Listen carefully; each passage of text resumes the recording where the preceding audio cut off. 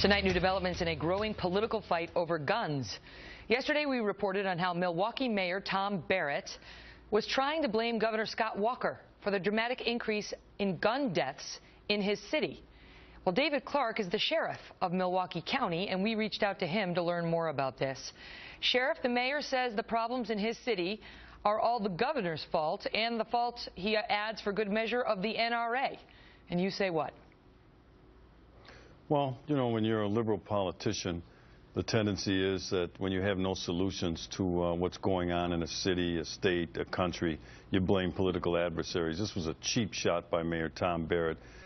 But it's important to add that Tom Barrett lost twice in race for governor against Scott Walker, and there's probably some residual bitterness. Mayor Barrett is also a disciple and on the board of the Mayors Against the Second Amendment, Michael Bloomberg's group. And Mayor Barrett was just regurgitating from Michael Bloomberg's anti-gun talking points memo. Mayor Barrett has been the mayor of Milwaukee for 10 years. This stuff's been going on for a long time, and it's his failed policies that have led us to where we're at today. The uptick in crime in Milwaukee has been significant, according to those who are in the know in the area. They say that, let's see, this is another politician there who says the homicide rate in Milwaukee is 6 times that of New York City. Milwaukee's auto theft rate is 12 times that of New York City's. Milwaukee's burglary rate is 5 times that of New York City. Why do they keep comparing it to New York City? This is making me feel uncomfortable. The rape rate is 3 times New York City. Basically, they're saying Milwaukee is a dangerous place to live. They lay the blame at the feet of the mayor. You, as the sheriff of Milwaukee County, what do you say? Well, first of all, while all this is going on, Mayor Barrett has not properly filled the staffing level of the Milwaukee Police Department. They're about 200 to 300 officers short. He furloughed every City of Milwaukee police officer for 3 days each.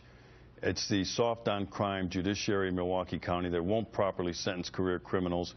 It's the district attorney's office engaging in some of these same social engineering projects that are soft on crime, deferred prosecutions for career criminals, putting them right back into the street, this revolving door justice. They're drinking the Kool-Aid of this soft on crime initiative that's sweeping the United States, and we're paying the price for it now. If you don't properly fund law enforcement agencies, they're not going to be able to keep up, Megan. The mayor is hitting Governor Walker on concealed carry laws that the governor, who has an A+ with the NRA, supported, and on the Castle Doctrine law that he supported, which allows you to defend somebody who comes into your own home with a gun, with deadly force.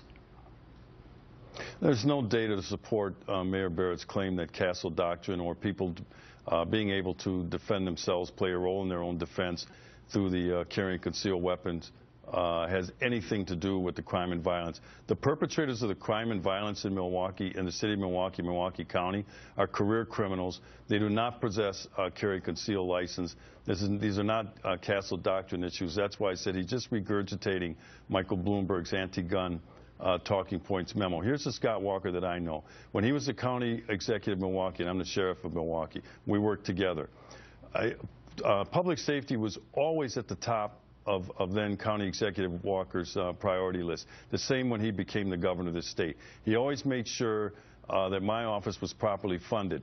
When there was an issue of public safety, Scott Walker had the wherewithal to rely on the people who know a little bit about public safety. He would come to me and say, Sheriff, I have a decision to make. How is this going to affect public safety? Right. I would think that as President of the United States, he is going to have that same wherewithal to listen to his commanders, his military commanders on the ground, listen to Border Patrol agents, and then rely on them to make his decision. And when he makes a decision, he won't do like Tom Barrett and stand up there and blame others. Scott Walker will take responsibility for his decisions. And that's a very important trait that I like about Scott Walker. Sheriff, it's great to see you. Thank you, Megan.